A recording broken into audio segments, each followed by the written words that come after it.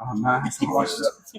Does anyone else? We ran out of agenda items. Would anyone else like for me to have some printed real quick for the agenda? Printed agenda. Okay. Yeah, that's awesome. So everything I put on the agenda is How many did he get? we're making money. Oh, how many? I don't know if Lauren was wondering how many because Joe's. On what? Oh, Okay. Michigan County real quick. Oh, okay. All right, it's 10:01, so I guess we can get started. I'll wait for these last few requests to speak this morning. Can everyone hear me okay?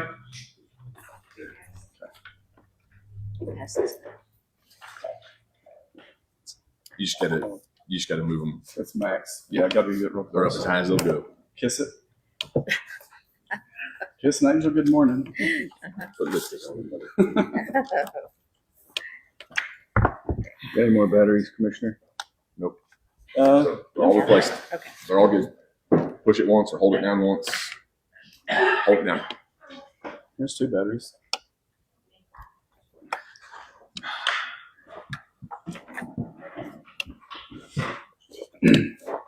I'll tell you what, we'll go ahead and get started. This morning,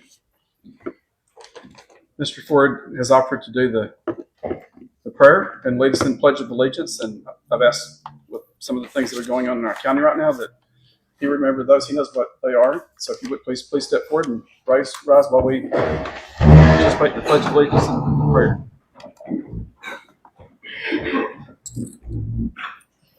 Pledge allegiance To the flag of the United States of America and to the republic for which it stands, one nation, under God, indivisible, with liberty and justice for all. Honor the Texas flag. Pledge allegiance to thee, Texas, one state under God, one and indivisible. Thank you, Mr. Ford. You may be seated. Oh, the prayer. Yes, sir. I'm sorry. Let's do it. Our Heavenly Father, we thank you so very much for such a beautiful day here in Rains County, Texas. We ask that you bless all the citizens who have come out today and participate in the government. Dear Lord, we want to ask you to bless our military and all the first responders across the world. Keep them safe and out of harm's way. Our Heavenly Father, we've had a difficult situation take place in the county this morning. We ask that you be with everybody involved, including the city, the county, and all the citizens, that this may work out okay. We ask that you take this Commissioner's Court under your guidance today. Lead them to enact everything within your will. Please forgive us of our sins. We ask all these things in Christ's name. Amen. Amen. Thank you. They bring us first.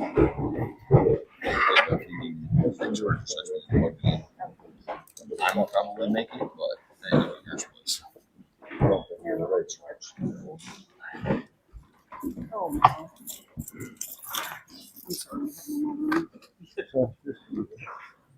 Hey. Oh, I know what this is. Oh, Oh, go ahead and hand them out to them. Did they bring their form up this week? We're working on it. Okay. That's a little scary. Thank you, ma'am.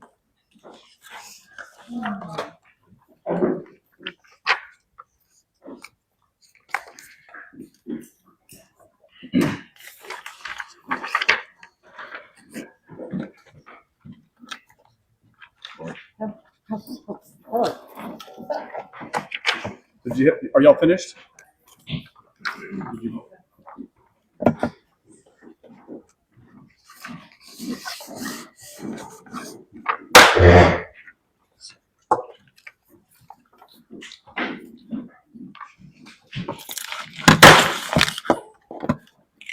Really? You're scaring us. Man, this is for all Texans.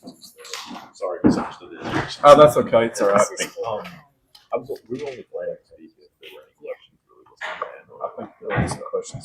Sure, absolutely. Okay. Sounds good. Thanks. Just start to listen.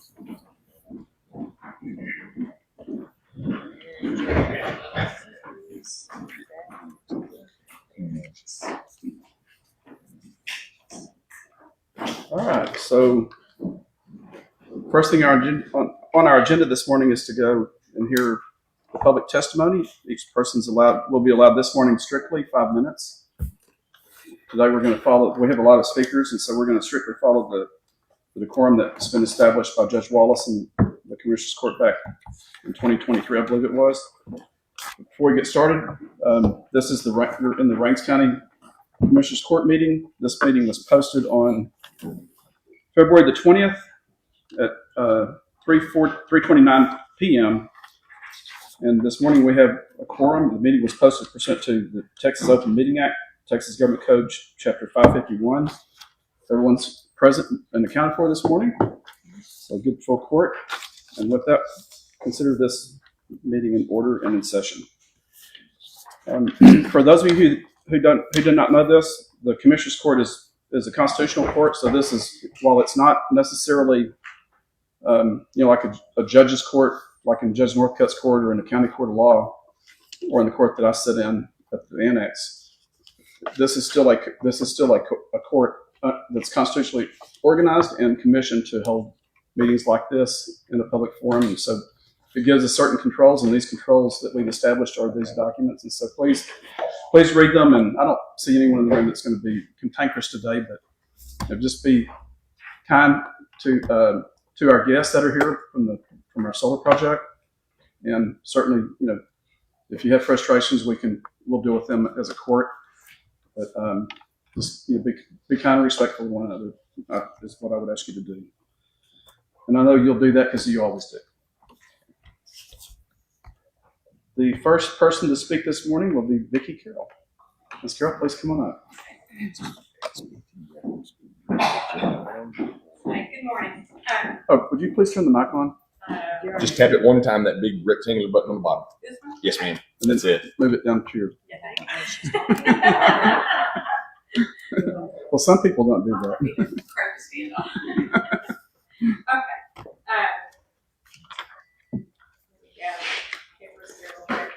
All right.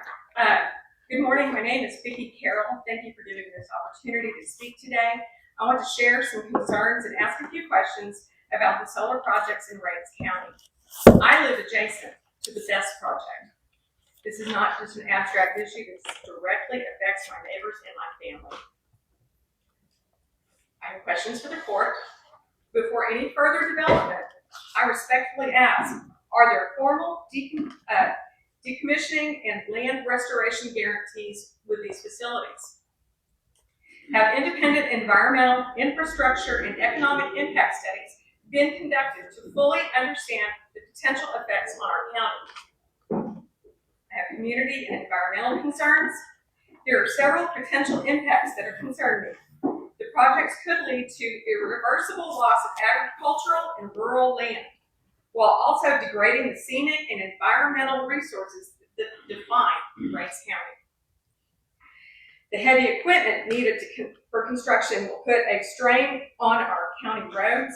These roads are not built for industrial traffic, and the maintenance could come at a cost to our local taxpayers. There is massive impacts on our property values, homeowners insurance rates, and the general quality of my life and everyone's life due to the light and noise pollution. I have fire safety concerns. Battery and electrical fires present unique and serious hazards. These fires are extremely difficult to extinguish using conventional methods, and often only one can be contained at best.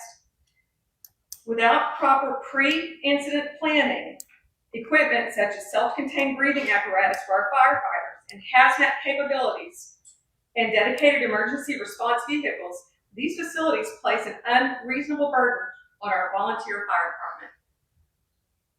We've all been at the fish fries that they have just to get money. I have some specific questions regarding fire safety. How will fire detection be implemented? Through alarms, cameras, other systems?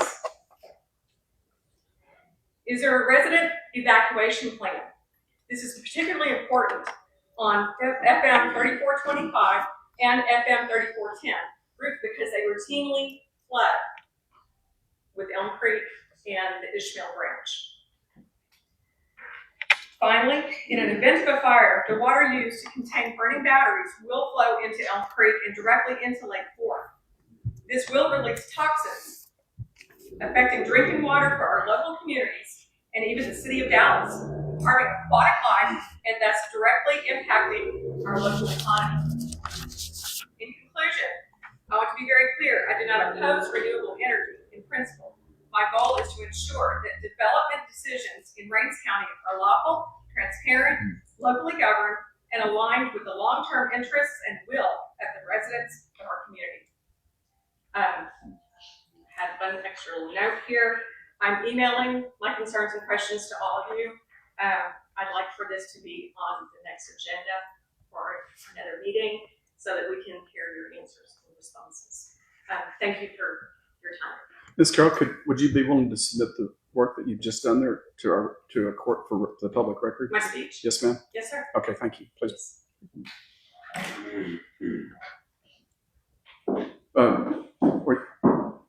Wait, I'm sorry. yeah, you want to bring it up now, or She said Let me she would email it. you want to hone it in?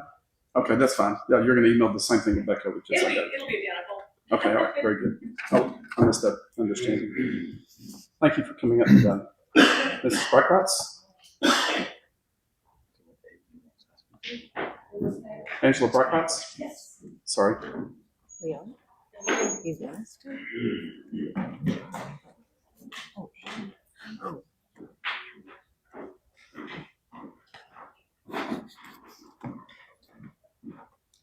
My name's Angela Brightratz, and I live here in Rains County. So several years ago, my husband Dennis and our Sunday school teacher was a U.S. congressman. And he started a prayer group in room 219, which is the room closest to the House floor, where our elected public servants now go and actually get on their knees and pray before they go vote. Bicameral and bipartisan.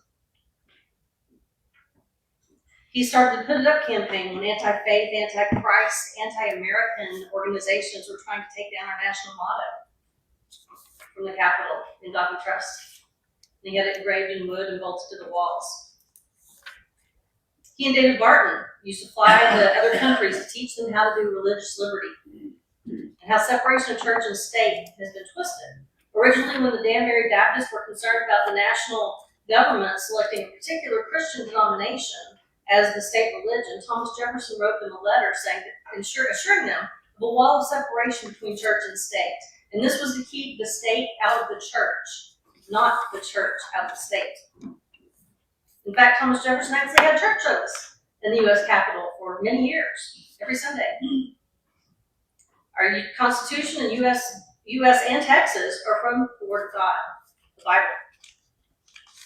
In Sunday school, we learned how many years ago George Soros had funded the destruction of New York. At that time, was funding the destruction of California. After that, Texas was on his list, followed by Florida. We are currently experiencing this. One way is Soros being a strong supporter and funder of green energy, which, as Texas follows California, we get to look forward to rolling blackouts, closed and abandoned solar farms, environmental disasters, the killing of thousands of birds who mistake the reflective mirrors for water. Not good for the evil capital of Texas. Dust pollution, water scarcity, noise pollution, and the decline of property values. Now, we know that Chinese Communist Party parts are in these solar panels, and China has said they will attack us through our critical infrastructure. Why would we here in Rains County allow them access to our grid? It's my understanding that Bear Solar has not been inspected and not passed the fire code adopted by the state of Texas, and in lieu of a fire marshal, marshal, the county commissioners are liable. Today I pray that you please press pause to protect Rains County and to protect yourselves from being liable for damages and negligence. Thank you. Thank you, Ms. Parkratz. Thank you, Ms. Parkratz.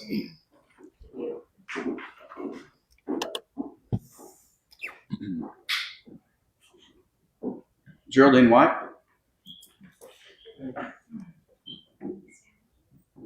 I'm old. Good morning. Just take all the time you want. I can relate to that being old. It catches all of us. I want to read some research that I've got, then I've got a personal statement. Is that okay? Yes, ma'am. It's your time. Let me get my glasses here. I can see. This is living near lithium iron battery storage systems. BESS poses risk primarily related to thermal runaway, which can cause intense, hard to extinguish fires, explosions, and the release of toxic flammable gases. These incidents can trigger mandatory evacuations, shelter in place, and long-term health problems. Key risks: toxic fumes and air quality. Fires release hazardous gases such as hydrogen, carbon monoxide, and other chemical components that can cause respiratory distress, coughing, headaches, and nausea. Fire and explosion hazards. Batteries can undergo thermal runaway, unaccountable self-heating, leading to rapid, intense fires and explosions. Environmental concerns. Runoff from fire suppression efforts can contain toxic materials including cobalt, nickel, lithium, potentially contaminating local soil and water. Reignition risk. Lithium battery fires are notorious for being difficult to extinguish and may reignite hours or even days after the event. Evacuation and shelter in place. Large-scale incidents such as those at Moss Landing in Escondido, California, have required residents to evacuate or stay indoors due to air quality concerns. When modern facilities are designed with monitoring systems, temperature monitoring, battery management systems to mitigate these risks, potential hazards remain when systems are compromised by damage, manufacturing defects, or improper maintenance. So this is what I really base mine on. Now this is my personal thing. I am Geraldine White. I live on 3425 and 3411. And 3410 is where this battery storage is going in, which is right in our front yard. Our farm was handed down since 1925. It's been in the White family over 100 years. It's always been a farm and ranch. I hope to be able to pass this on down to my son, my grandsons, and my great-grandsons. And I'm asking this Commissioner's Court to do everything in its power to help me make that come true. Yes, everybody has the right to do what they want to do on their own farmland, but they must meet the state and federal laws. And when building something that endangers the whole neighborhood, strict safety must be enforced on the building codes, the running of the facility, fire marshals, water safety, air safety, and monitoring of the runoff water that goes into the creeks that feed Lake Park, which also feeds to water. All must be addressed and complied with. It's our lives, guys, and the lives of our community that is at risk. Do your duty and make sure that all codes and permits for extreme safety are honored and enforced. Thank you. Thank you, Ms. Taylor. Ms. White, do you want to bring that up and we'll follow it in the record? Can I text it to you? Yes, ma'am. Or she can. We'll get it from you. All right. It's always nice to have it in writing. Mr. Henson? Marvin Henson? Good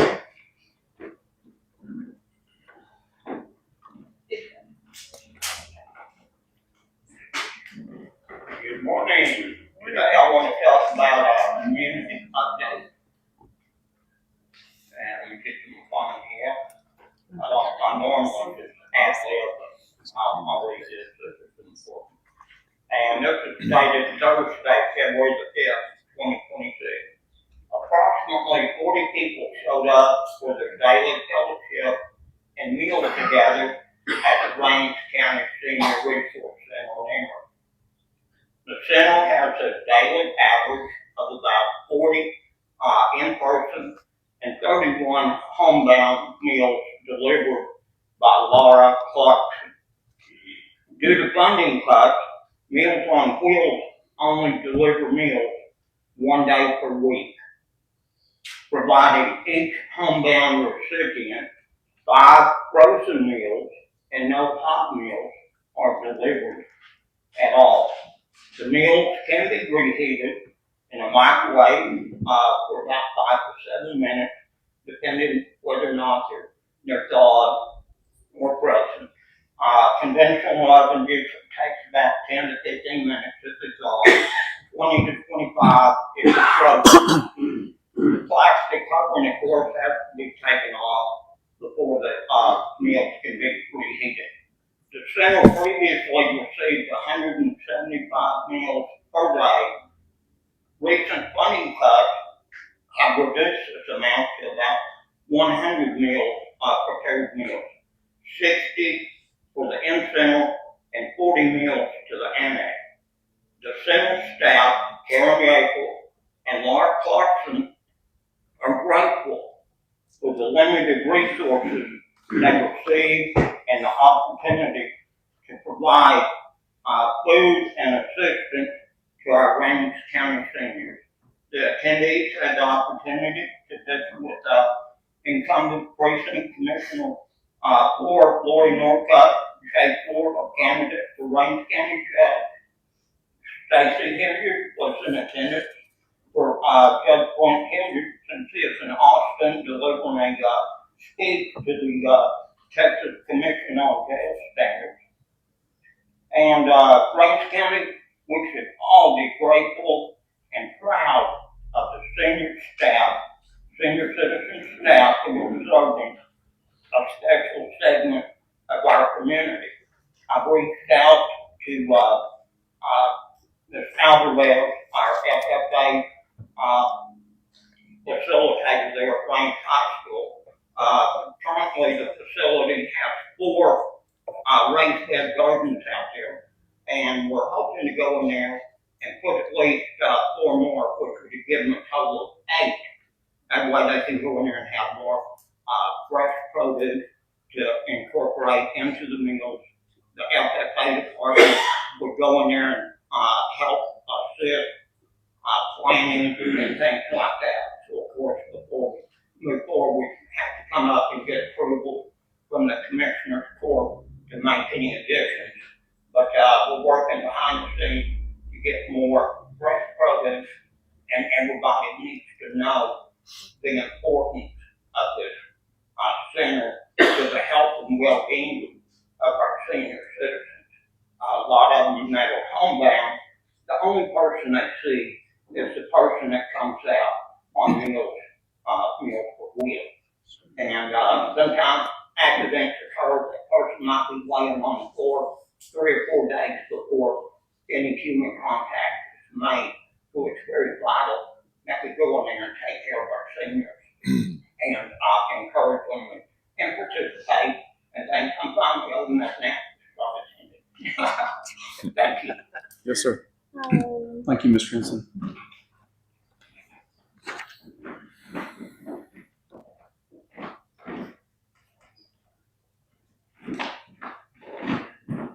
Ms. Rogers?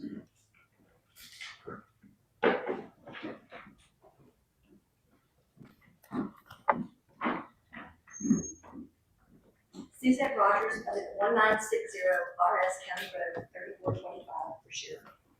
I'd like to thank the commissioners for giving me the opportunity to speak today.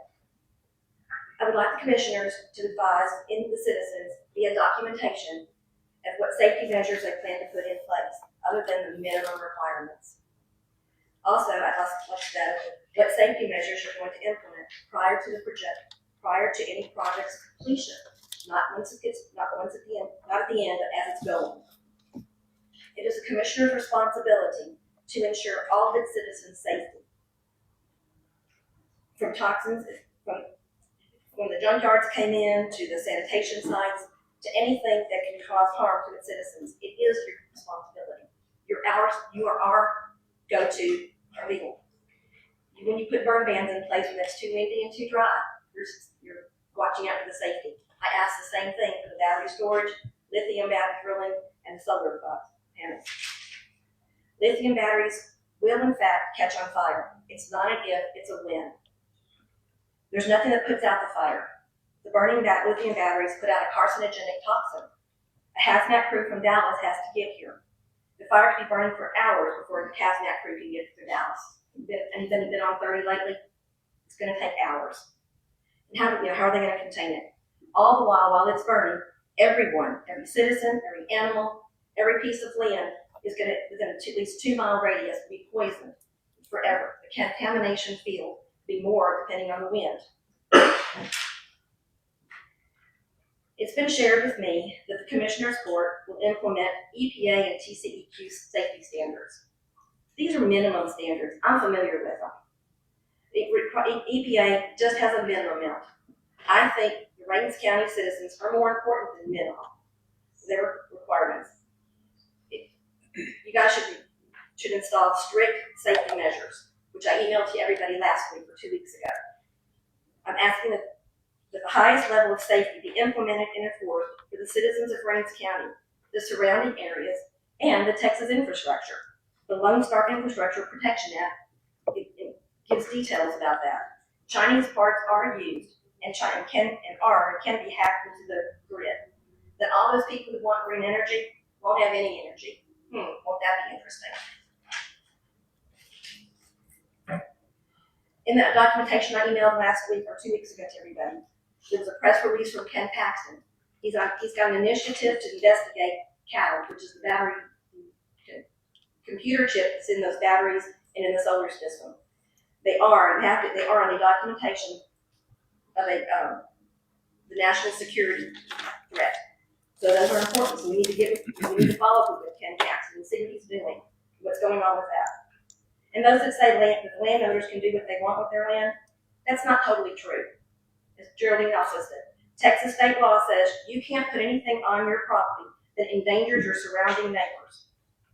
When there's a fire, and again, when, it's not an if, because I read again today, the more battery storage goes up, the more fires are going to be reported.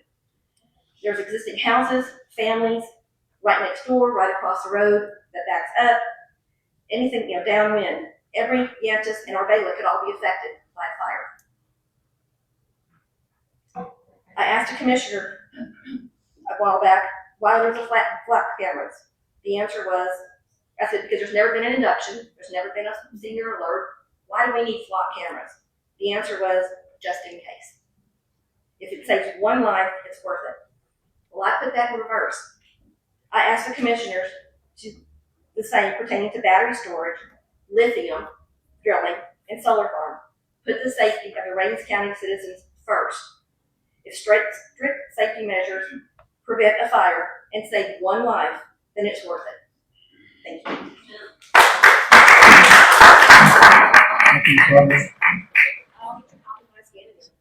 Thank you, appreciate it.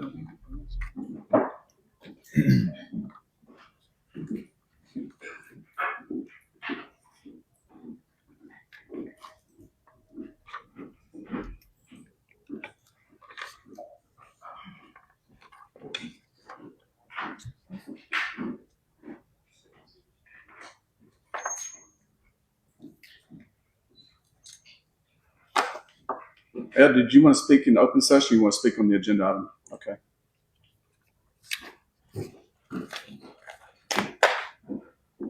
All right, so I have the other open open meeting forum requests that I have are for specific agenda items, so we'll fast forward to, unless the solar guys want to speak to anything in a public session at the moment. We can wait for the. You want to wait? Okay, all right. Okay.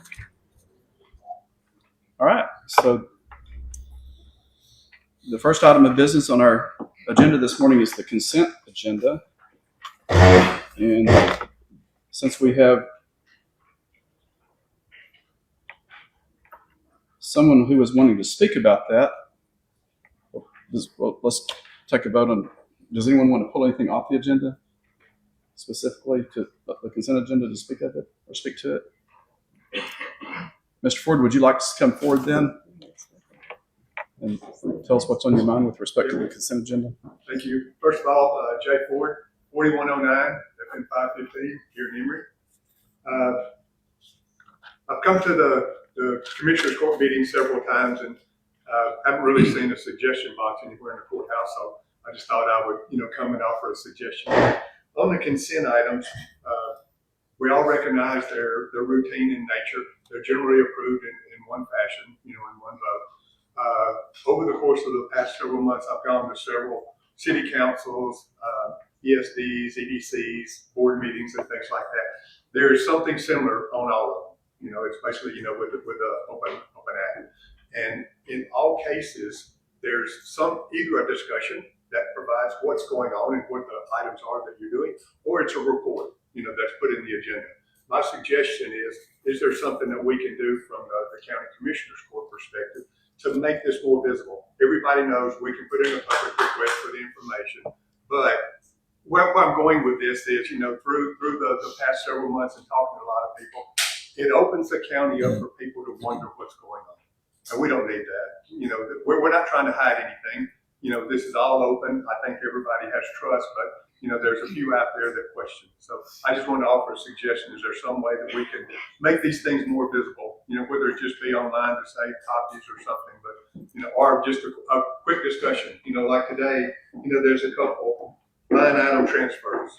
That would draw questions. Where you transferring money to and for what, and also budget amendments. Those things are the kind of things that the public is going to say what's happening. So that's just offering a suggestion. Okay.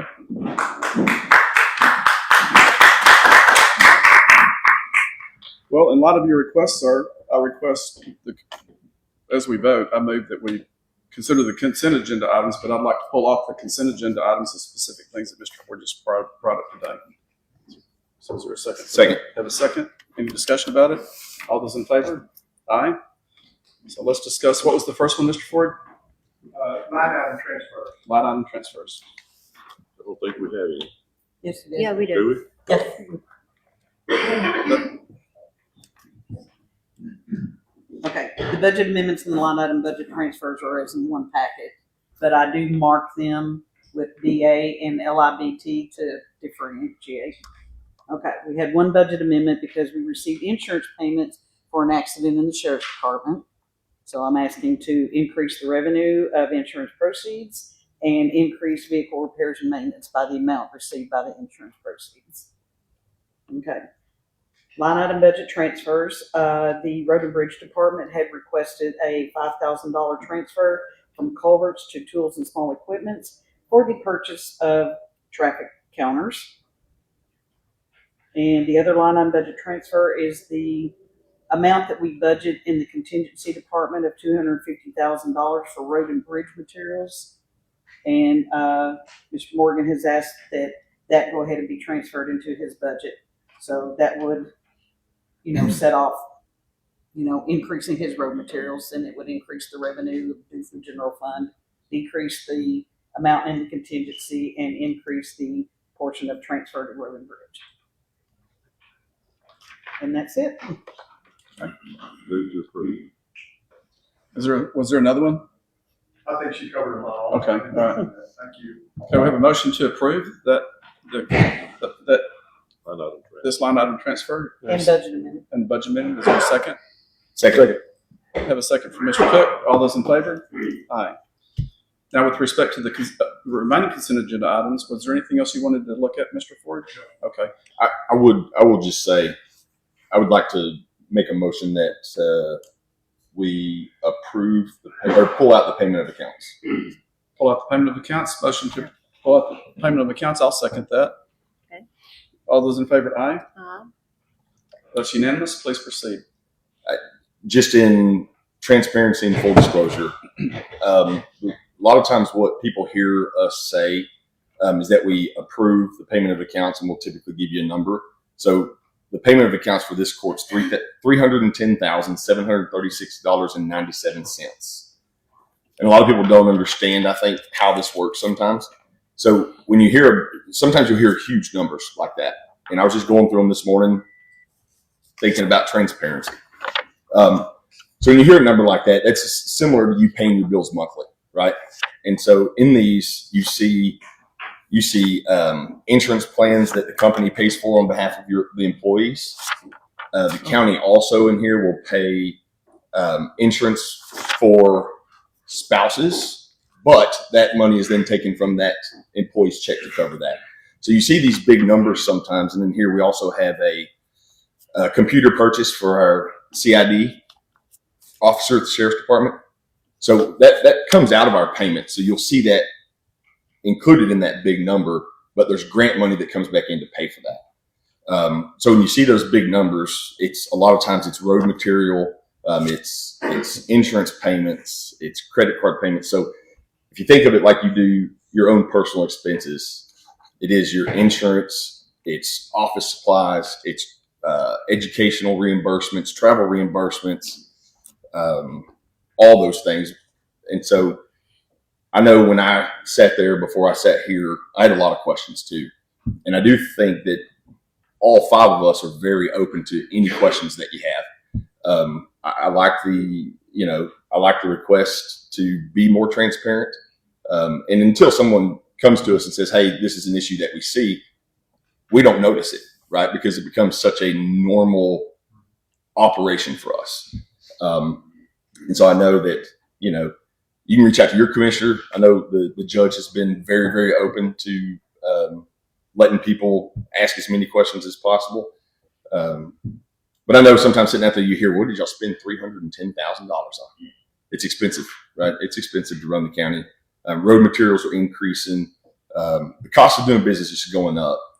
But anytime, I'll speak for myself. Anybody has questions about what's on some of these things? We typically don't get a lot of these documents for legal reasons until a couple of days before for us to mow through them. But for myself, if you reach out to me 2 or 3 days before court and you have questions about what's on some of the consent stuff, I'm more than open to answering those questions specifically. So that being said, well, let me also add too, if you can hear me. Oh, it's not on. Is it on? No, it's not. It's red. no.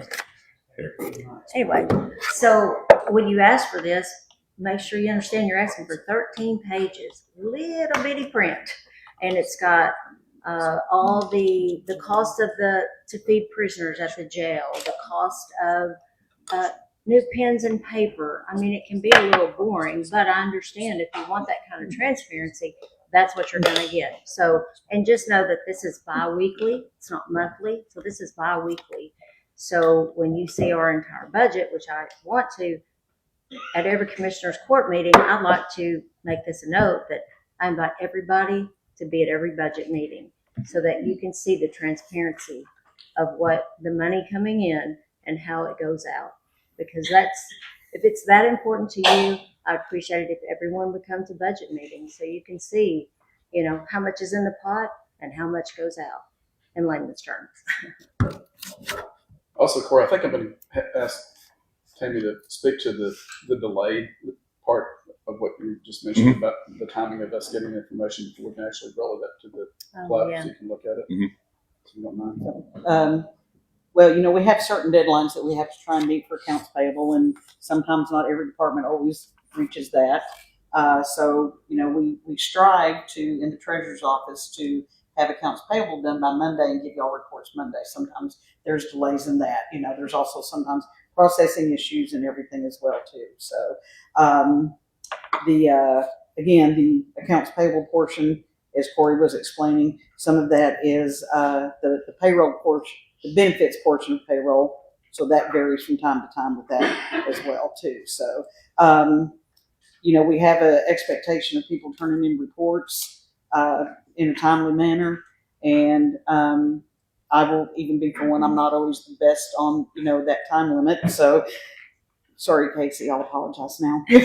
But we strive to be timely, but it's everybody trying to pull together to meet certain deadlines. So we count on a lot of different people to pull all of this information together. It's a horse race.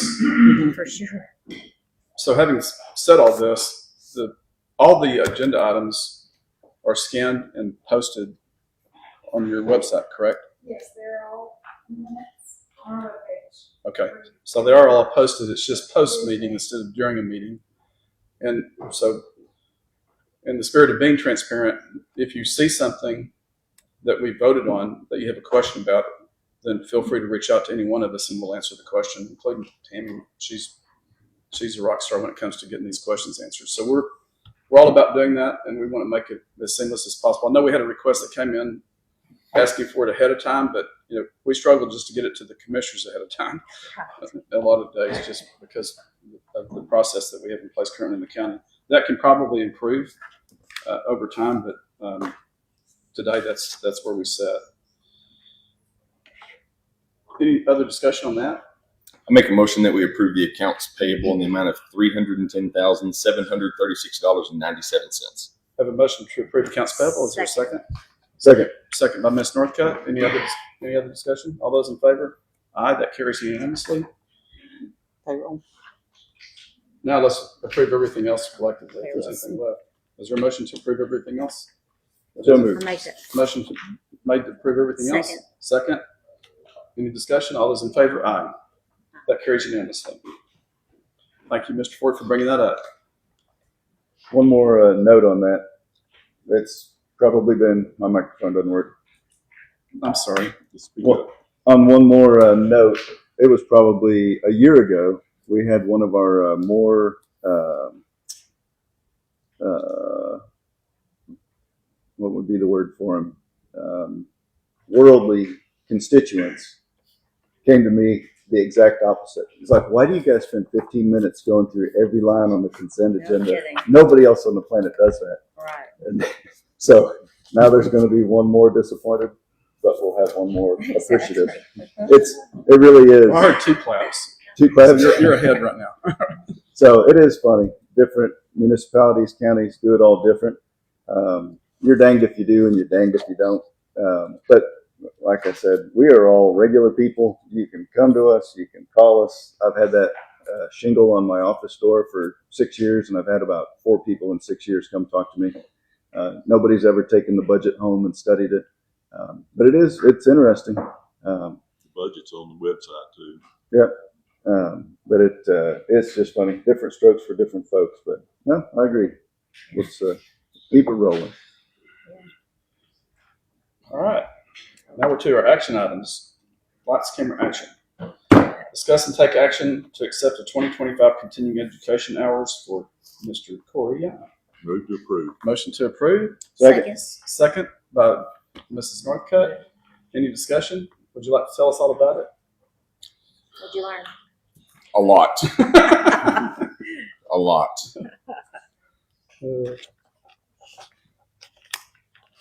All those in favor? Oh. Aye. Aye. That one carries.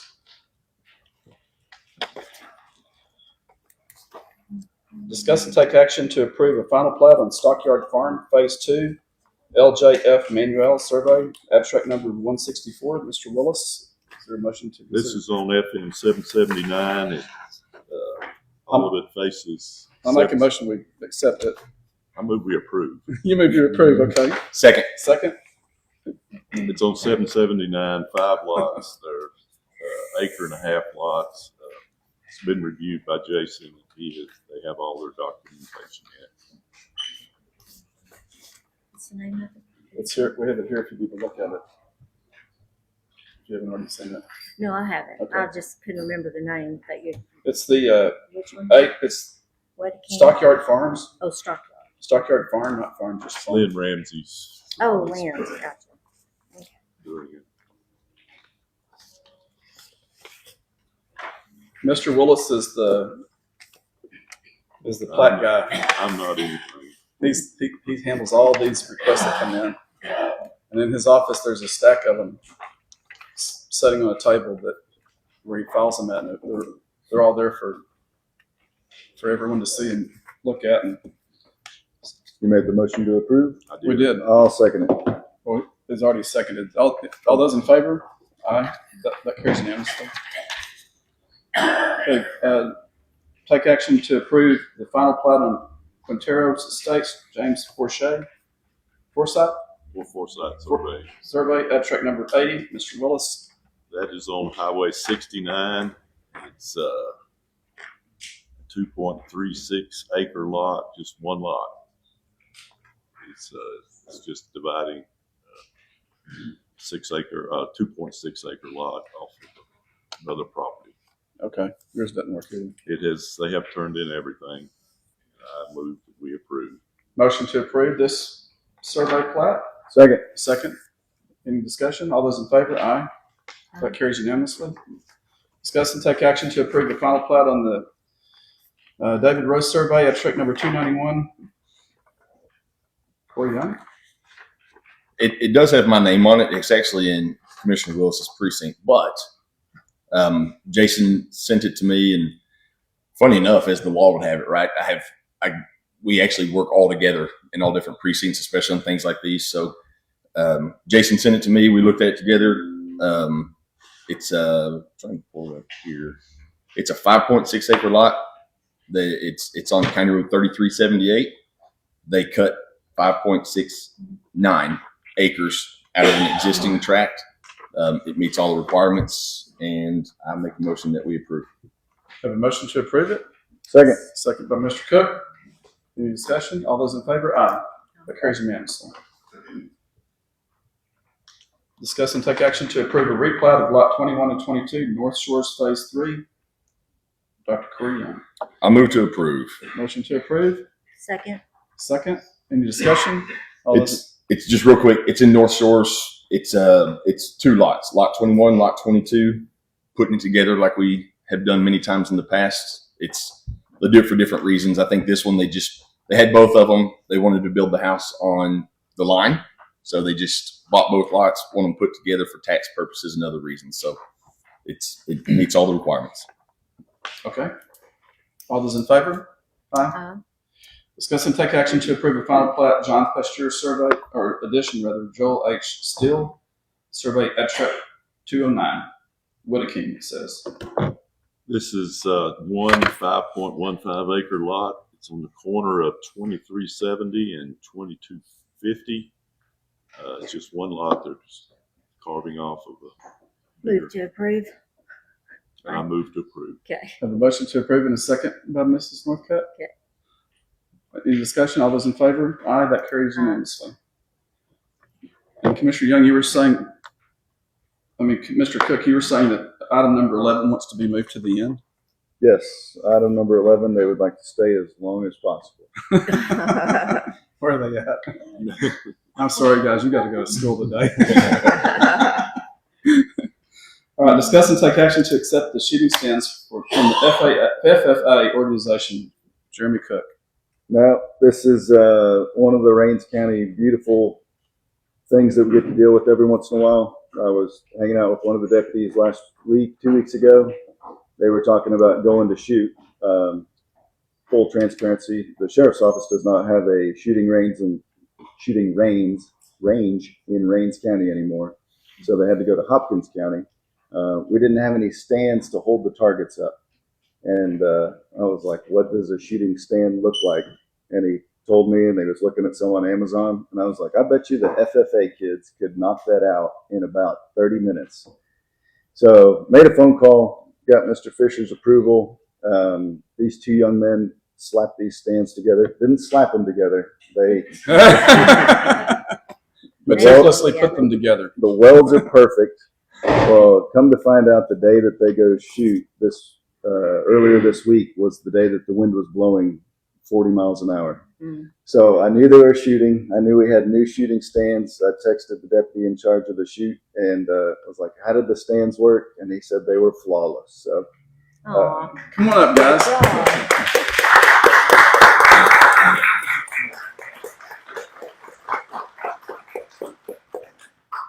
We'll take our picture with you in just a second after we accept it. How about that? So is there a motion to accept these stands?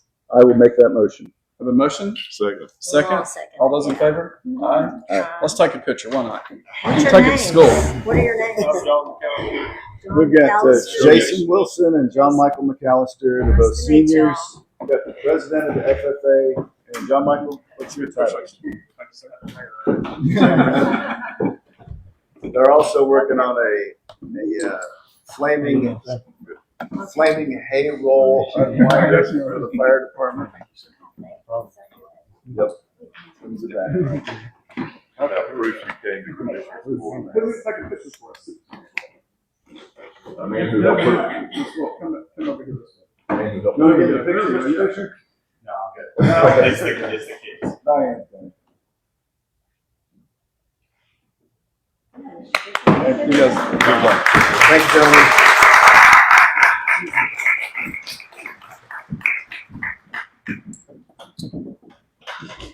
I'll get back to school. Yeah, I need to get moving around here.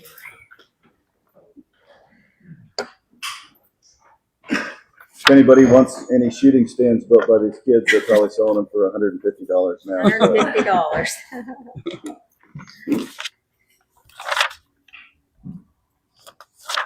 We should have a picture of it. We were going to post the pictures of the stands online, but we wanted to accept the stands before we Before, publicized yeah. that we were accepting the stands. So we'll get that done. All right, so the next thing on our agenda is to discuss and consider and take the appropriate action on the necessity of scheduling one or more public hearings to consider Rains County's participation with Van Zant County in an interlocal agreement pursuant to Chapter 391 of the Texas Local Government Code and Rains County's role therein. Also to discuss Senate Bill 2116, 87th Texas Legislature 2021, known as the Lone Star Infrastructure Protection Act, together with Van Zant County's recently adopted Green Energy Moratorium passed unanimously on February the 11th, 2026, which imposes a temporary and definite halt on all proposed solar, wind, and battery energy storage projects in Van Zant County pending a review and compliance with state investigators and foreign-owned components. And I brought that forward as a motion. Is that a motion? That's a motion. Second. Second? So let's discuss it. Okay. Well, Judge Hilliard and I went to Van Zant County yesterday and met with Judge Reese and Commissioner Williams. Is it Williams? Yeah. Just to pick their brain how they tackled this. I don't know how far into the weeds we go. Personally, they were very crafty in how they did it. It all comes down to the fire code. I believe their argument, and it's something that we all want to look into and approach in an educated manner. Their moratorium depends on the state eventually, correct? So depending on the state investigation is going to potentially affect their moratorium. But there's just so much, we talked a little bit about how our tax attorney has said one thing and their attorney has said another thing. And here we are in the middle trying to figure out what's right, what's legal. And there's just a bunch of stuff. But I think overall, we do, contrary to popular belief, we really do care about the citizens, property owners and neighbors. And we just need to do a lot more homework and see how the chips fall with the state government as to how we can potentially affect these projects in the future. That was my summary of yesterday's activities, plus all the other. I mean, we've been talking about this for years. Green Over a energy, year, solar, for sure. batteries, all that good stuff. So, So can I wanted to say this. So if I understand right, a moratorium is a temporary pause on a certain type of development approved so a county can study an issue and change its ordinances or plans. It does not usually kill a solar or BESS project permanently, but it can stop or delay new ones while rules are being set. Its purpose is to preserve the status quo while the government updates its comprehensive plan, zoning, and safety regulations to address new circumstances, which is, I feel like that's what we're at in Rains County. Supposedly there must be a time limit on it, if I understand right. And it's tied to legitimate public interests, which is what we've heard today and what we've heard for over a year, health, safety, general welfare. But it sounds like the time limit is 6 months to 2 years. So I think that's where I'm at personally is supposedly until we get something from the Texas AG, the Attorney General's office, it's really not very clear to me what kind of power we actually have as a commissioner's court. And I think that personally, I'm kind of nervous about signing anything until we have clear vision that we're not using our taxpayer money to get sued. And from our outside attorney, he had told me that basically you can get sued for anything. So I think that our court is not, we're not scared to protect the citizens, but I think that we want to be right. We want to be legal in what we can and can't do. And I think that coming up on our next, maybe not the next agenda item, but we're kind of, in layman's terms, I feel like we've gotten caught with our pants down with not having a fire marshal in place, just lots of things, ordinances, regulations, and things not in place. But I personally, I'm speaking for myself right now because I haven't got to talk because we can't have a quorum.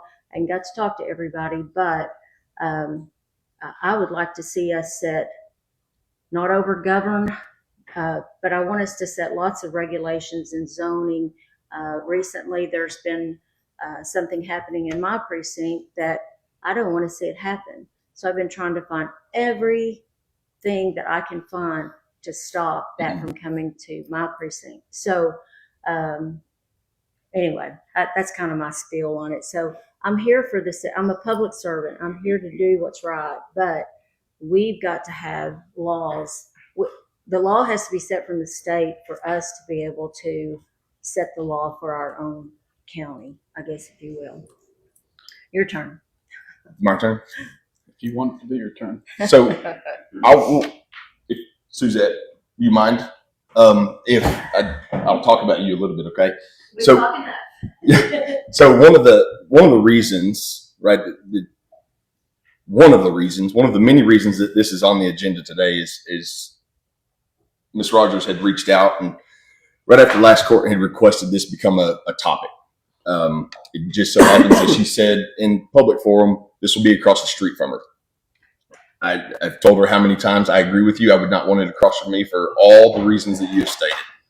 The conversations that she and I had are similar to what Lori, and if you don't know, here's the complicated process of county government. I can go get information and I can speak to one person, right? Judge Hilliard and Commissioner Cook go to Van Zandt County yesterday to get more information, and we have no idea what information they've received until we show up here today. Right. So we may say a lot of the same things, but the conversations that Ms. Rogers and I have had many times is in our position, it's a very difficult position, especially in this exact situation. And the conversation we've had was this: if Rains County were to jump onto adopting a moratorium, doing this, and then the state comes back, which is a reason Hood County decided to stop theirs for a short period of time, and the state comes back and sues us because we acted outside of our lawful duties. Now we're getting in a lawsuit where we're spending your tax dollars to defend a suit that we probably knew was going to happen, and we were wrong when we made this decision to begin with. And so that's the tough spot that we were put in. And I've told Ms. Rogers many, many times that I agree with her. If there's any way to stop this thing and to help her and the Ms. White and Ms. Carroll, then absolutely, right? That's what we want to do. But we have to be good stewards of your money, right? And we can't put ourselves in a position where we are throwing tax dollars out to defend something that we know is wrong to begin with. And I think this is a good time also to talk about it. Ms. Rogers also asked about not meeting minimum requirements and standards. And I was the one who said it, who said, hey, we rely a lot on TCEQ, EPA, attorneys' opinions, lots of things. And she's put my feet to the fire and said, yeah, but what else are you going to do? And so I'll say now, I've spent many hours since then digging and talking. And one of the things we have to, and this is discussing possibly having public hearings over this, one of the things that we probably need to discuss in a public hearing with as many folks as will come as possible. Van Zandt County has kind of started something, and it's either going to go really, really good or it's not. But I will say, I've talked to some companies who've worked for Van Zandt County doing this thing. And one of the companies, specifically the gentleman they've contracted to help them with it, as a consultant, he costs money. And the rate he charges is $250 an hour to be a consultant in this thing. And Van Zandt County is probably, with his expenses, they're probably tapping close to $250,000, $300,000, right? And so this just can't be a decision that we make haphazardly. I think we need more information. We also need more feedback, which typically would come best during a public hearing session. And say, hey, what are you willing to do? Are you okay with us spending $300,000 to?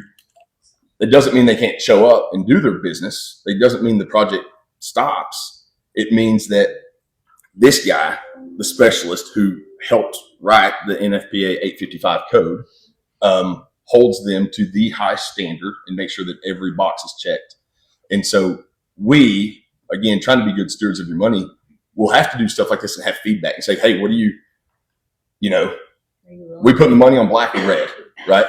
And to make that decision, we need lots of feedback and we need as much information as we have. And if the Attorney General's office would get back to us in a heartbeat and say, hey, here's the, it's either good or it's not. You can or you can't. Then obviously that makes that decision a little bit easier. But as some other consultants I've talked to said, hey, it's also campaign season. So don't expect the AG's office to get back to you real soon. So I think the biggest objective of the court today is to let you know that we hear you. We are working on it. We are asking the questions and processing all the information we get to make sure that we are good stewards of your money, right? And so I think that's just a conversation. Ms. Rogers, I've answered the phone every time you call. So my phone rings, I answer it. If I don't, I'll call you right back. And so if you have questions, concerns, again, this is in my precinct, right? So this hits even closer to home for me. And so if anybody has questions, concerns, hey, what are you doing? What are y'all working on? What are you looking into? What's our options? Reach out to me, right? This is not going to be an easy decision no matter what we do. And we're going to have a tough hill to climb, whichever side we stand on, whether you adopt a moratorium or you don't. I believe Rains County will do what it takes to ensure that if the project comes, regardless, that we will do everything we can to make sure it's the safest that we can get it for you. Okay. Ms. Rogers? I found more safety regulations. Yeah. Okay. I'll print those and put those. When y'all were talking to Van Zandt County about it, I copied their moratorium. It's on their website. Read it. It's well written. it's a nice document. But the moratorium goes until at the very end of it. It says that it's based on the conclusion of the investigation of the AG. Attorney General Paxton Mhm. doing that. Did they say anything about what they expect? Because AG Paxton will not be in office in 10 months. He's going to either be a senator or he's going to be out of work. Right. So I wonder how that affects the end game of this. Mhm. Their situation's different than ours because they actually have a solar project, or was it battery project that has a temporary restraining order on it signed by Judge Martin. So that gives them a level of protection that we wouldn't have in Rains County. Did they mention how long Well, that it's as long as it takes to determine the Chinese components and the compliance with these, this Texas local, what was it called? so the restraining order trumps the moratorium? The restraining order is an order that basically prevents the project from completing itself until that project proves that it's in compliance with all the state laws and the Didn't fire code. understand that. Right. So that's the level of protection that Rains County doesn't have. So we wouldn't. Right. It doesn't. It may not necessarily extend to other projects in the county, in the sense that as other ones come in, that's to me that's undetermined, and they do recognize that they're riding the line on if this is good and bad. They're riding on this line of bad and good, Right. and they're thinning a needle. They're threading a needle. Yes. So it's a bit different situation. And that court order is tied to that AG opinion. So I think what I was thinking was we can at least, the Chapter 391 agreement is authorized by the Texas Local Government Code. It provides us with some level of potential lobbying. Fannin County has done it and it wasn't that successful based on our conversations with the judge there in Van Zandt County. But if the Commissioner's Court, we're a small county, so by ourselves maybe we're not as strong as we would be if we were together. Right. So I think that could be something that we could look at to decide if we want to participate in the 391, not the moratorium part of it. The 391, just the 391 part of it. But we actually just received that this morning. So is the 391 a resolution or an interlocal agreement? The 391 is a chapter of the Texas Local Government Code that allows for certain lobbying. Because am I wrong? Was it there a resolution 391? It's a 391 commission. Commission. So there is no 391 because there's not another participating member for Van Zandt County. You have to have two members. I got you. Van Zandt will participate with us. Gotcha. Pardon? Van Zandt will participate with us. Yeah, they've sent me the paperwork this morning to do that. So that could be one discussion that we would have. It's not going to be decided today. I knew that when I stuck it on here, but it's an act that we could take to figure out, how we want to be proactive in protecting the public, and also protecting our county. So that. Commissioner Williams spoke on that about a year ago here. Yeah.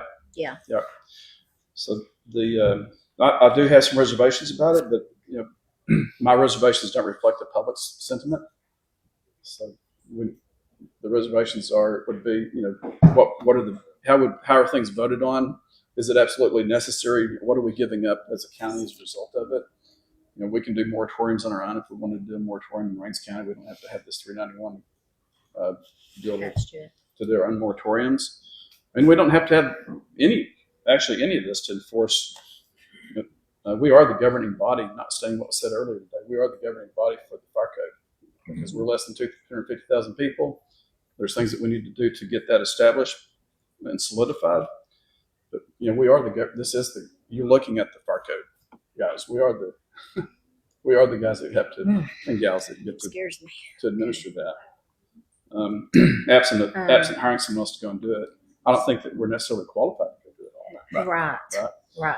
So So agenda item number 12, it's asking, basically, do we want to schedule a a public public hearing? to have a conversation about and to really look into it, because I remember this was brought up before I ever came into office, before I was appointed. I didn't pay any attention to it because I wasn't worried about it at the time. Right. But after looking into it, I think it's worth it, at least taking a look at it, and just mentally saying either we're going to do it or we're not going to do it, and having the public come in and tell us what they want us to do. Because I do think Van Zant County has they have 8 BESS projects, 4 solar projects, and 1 wind project. When I went up to meet the Brashear area and missed with those landowners, I found out that there's one wind project that is being discussed up there by people knocking on doors and trying to get a wind project there. There's the one BESS project, and then there's a geothermal well that was just drilled pretty much within less than a half mile from your home, right? So there is activity there, but for Van Zant County, they have a lot more going on over there. And so maybe, the concern that I have is, what is it going to come here if it can't go there? And so how are we going to manage this and getting ahead of the curve on, I don't think there is a cost that we wouldn't be willing to spend as a community to protect our environment. Because that's when you go from $250,000 to protect or to ensure that the project's designed properly in accordance with fire code and everything else, sure beats the Superfund side. Just thinks that, in a drastic sense. But so that would be my thought, is that we could at least look at that as a public hearing. Doesn't the 391 commission, it's not limited to solar and stuff. I mean, it could cover water. It's based on anything that's, That's safety regional. and well-being of Region. the constituents or the county. And our council tells me that I need to be more worried about water than I do all the rest of this stuff. Because if we lose our water rights, our water rights are being sold away from us. Yes. So, All that stuff is gonna affect the water too. pardon me? All that stuff is gonna affect the availability of water. Oh yeah. I looked at the site that BESS project's on. So I think it's worth, to me, it seems like it's worth looking at. What harm is there in looking at it? I agree. We have the documents to analyze it. We can dig into it, seek legal counsel on how effective it would be or not. Right. Maybe divide up and conquer and go out and visit with people that have done this in other places and see where their successes and failures were at, and then move forward in some way or another at some future time. Can I make a request? Because I also gave some information to the court this morning about this particular company. A gentleman in particular is working with Van Zant County and would consult. He likes to use the word consult and ensure that any projects that come into the area are not just meeting the minimum safety requirements. And again, he's the one that comes with a pretty hefty price tag, right? I mean, $250 an hour sounds okay until he tells you it may take me 1,000 hours to get it done. And so he actually sent. Does he talk slow? No kidding. He did not talk slow yesterday. I could not write as fast as he was talking. So, and so I would really like us to entertain the idea of. He actually sent a letter of engagement yesterday to me that I then presented the court with this morning. I don't think Where's that at? Did I get it?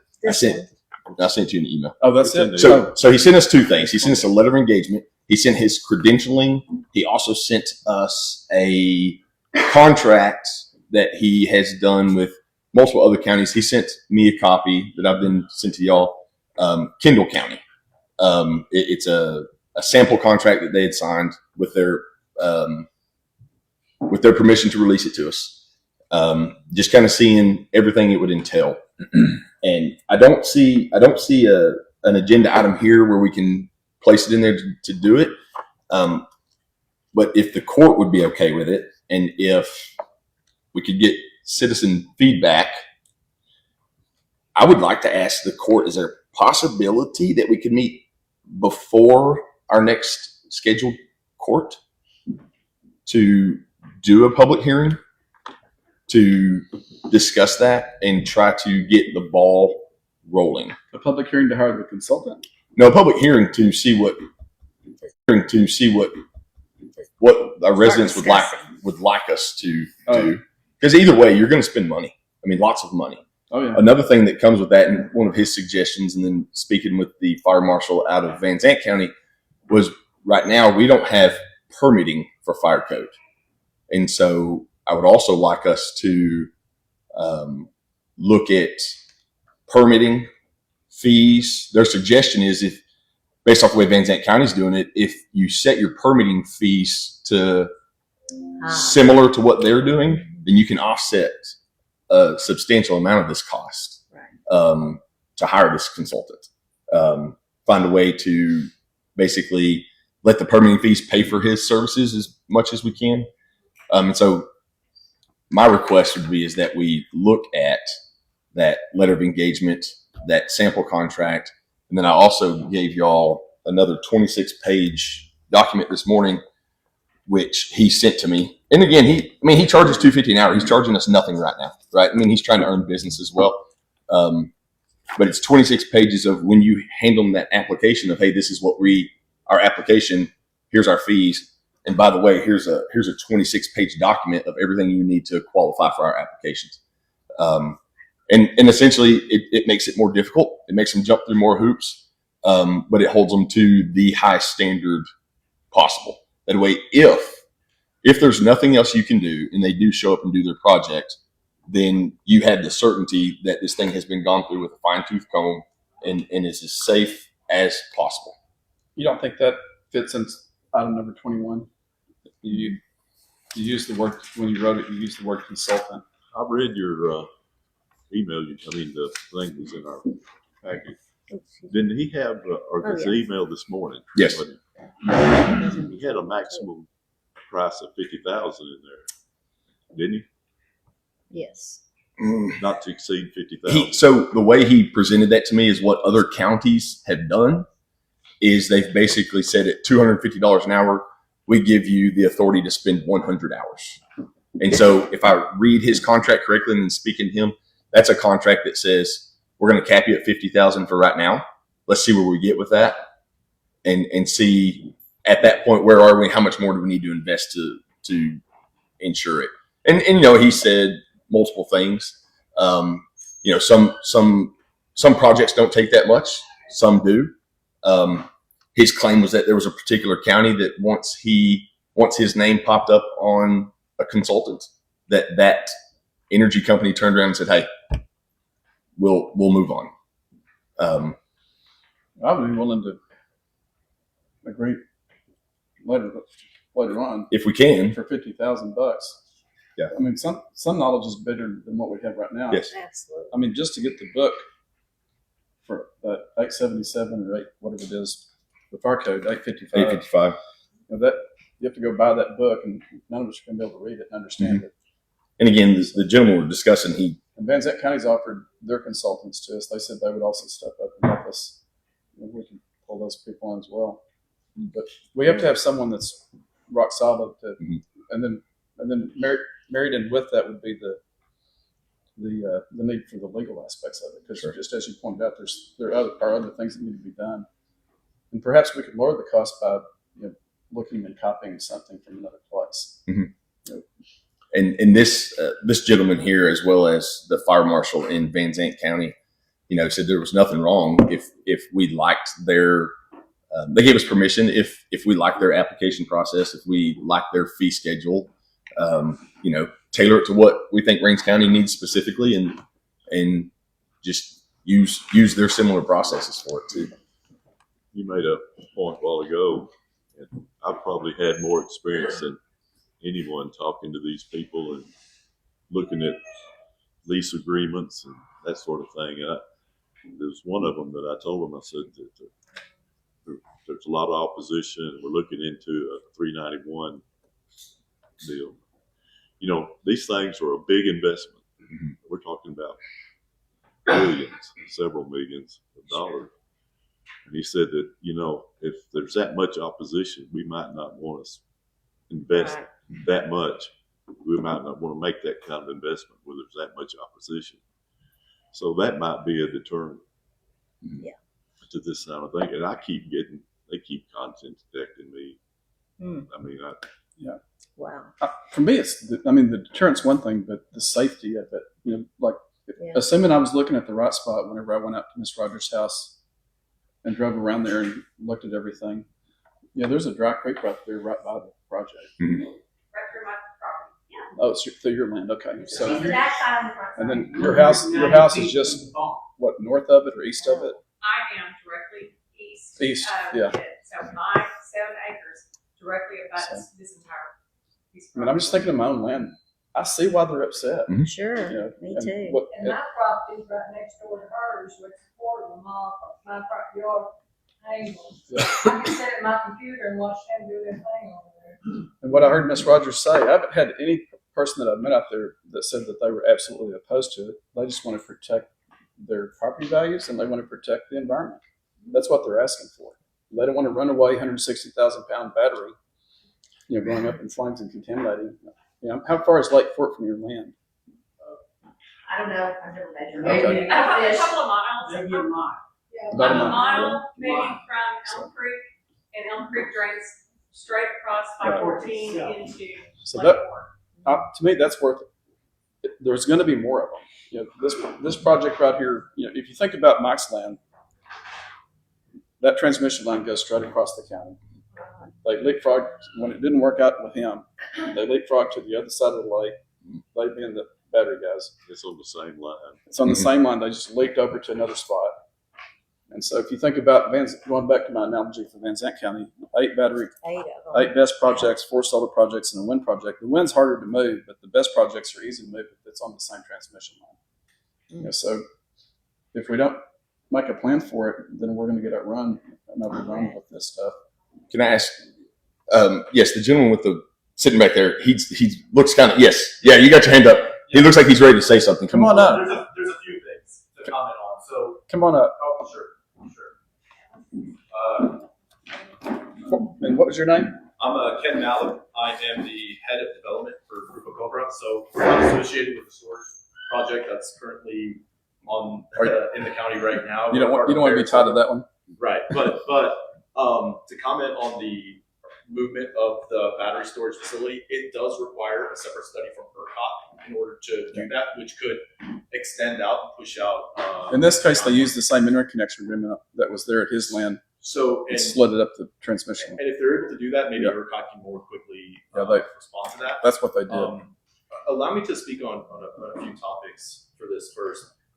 And again, I can only speak to our project and our company, but the problem with a lot of problems I see with these energy projects and the way they present it to the counties and their constituents are, you have developers and you have independent power producers. And where our company is an independent power producer, where we develop these projects, we own and operate for the lifetime of the asset, which is typically 40 to 50 years. So we have an investment in the county, in the stakeholders, in educating the fire marshal. Speaking to that just briefly, we met with Hopkins County Fire Marshal yesterday and to speak about his experience with battery storage. So I would recommend that as a avenue as well. We do plan on going over there. Perfect. And with that as well, we want to make sure that with regards to safety, safety is our utmost priority on these projects for a variety of reasons. Number one, human life is absolutely not replaceable. From an environmental impact, before every project we put as far as into consideration, we make sure to do an environmental study internally as well as using appropriate consultants for each of our projects when we're doing our due diligence. As well as, and we absolutely appreciate that EPA is a bare minimum. We try to go above and beyond the bare minimum, not just to understand the impact to our neighbors, but to the environment as a whole. And on top of that as well, we work with our local fire departments, and we understand that there's not a fire marshal yet. we would like to be part of that education process to make sure they understand what's involved, but also what is required to develop these projects. From a battery storage perspective, we are only right now reviewing the possibility of battery storage with our existing solar project, but we're not actively moving in a final investment motive as of right now. Yeah, that's a part of your abatement, correct? Excuse me? It's allowed under your abatement. It is, but at the end of the day, we want to also understand what your requirements are Mhm. to develop that project. And we don't want to necessarily dictate what that should be. We would like to help you with that as we're working with other counties as well to develop these projects. But by no means are we trying to do this in a expeditious manner, but rather in a thorough manner. One thing I would like to also consider is that there is an energy problem within Texas with the amount of capacity that's being added from data centers, from industrial load that is causing concern for our grid. That is going to impact energy prices as a whole on all Texans moving forward. Our projects help to lower those prices down, as well as provide added resiliency to the grid, as our grid is currently constrained right now. These projects, if you combine them with combined cycle turbines, with nuclear, it allows for a more diverse approach to energy. But the issue becomes our projects, these solar and battery storage projects, are able to come online much faster than combined cycle turbines. If you look at suppliers like GE, their capacity for providing a supply chain perspective goes out into 2030. 2033, I think, is their earliest window right now if you were to get a new project online. Mhm. 7 years out. Any type of delay on that pushes out that project even further, especially if there's any kind of uncertainty. So there's a lot of questions I understand we want to address. For the future of these commissions, we would request to be part of those. We want to actually not only help educate, but ensure that our projects are meeting with the county standards as well as addressing quite frankly, our neighbors' needs, because we plan on being here with the life of the projects as opposed to developers that initially develop. They'll flip this project, and you hear horror stories. I've heard it too, where landowners will say, "Oh, well, yeah, I sold my land or leased my land to an entity, and now it flips hands 3 times, Right. and it's not the original person they're working with." Right. That's not our intention. We want to be here for the life of the project. Yeah, I think for Rains County, from the residents that I've spoken to, though, and while I believe, at least I understand the need for power in Texas, the concern for Rains County is this isn't West Texas. It's not. It's a very pristine environment, and there's people that have lived here their whole lives, myself excluded. I've only been here 6.5 years, but there are people that have been here a long time that they just don't want to have their landscape disrupted. And there's certain things that can be done about that, and some things that they can't do. One of which is just don't lease your land. That's one option, right? That is So while there is a concern for power, the relevance of it for the residents of Rains County that I've seen so far, just looking at it from the majority of the conversations that I've had, aren't really that concerned about the lack of power. So it'll become an issue as more data center developers, Right. which I can't. But most data centers are also making their own power, right? Not necessarily. They're generating. So they are and they aren't. Trump just gave them the authority to do it. Well, yes, there is that authority, but in order to get those assets, I get the need for it. in order to get those generation assets to power, Yeah. it'll take them time. And what they're doing instead, in the meantime, is using grid assets I get it. to Yeah, power in the meantime, and that is going to cause a constraint on the grid. I understand. Um, But our understanding community doesn't understand it, and I think, and so and we'll get to this with your project. Sure. So we'll talk about this when we discuss your project. But I think communication is everything. There is a deep lack of understanding on your part and on our residents' part, which is why we're wanting to hold these public meetings, is to kind of bridge the gap of understanding, and then also to understand what our community wants. Right, and we're happy. I mean, all of us, we live in Houston, Yeah. so we don't mind driving up. It's Yeah, not a bad I'm thing. impressed you came today. So Yeah, appreciate it. absolutely. It's cleaner air. It's cleaner air. Yeah, absolutely, it is actually. Kind of reminds me of going out to for sure the other day. Healthy change of pace for us. But on on the battery storage side, a few things that I do want to address as well, because we are exploring batteries as an option.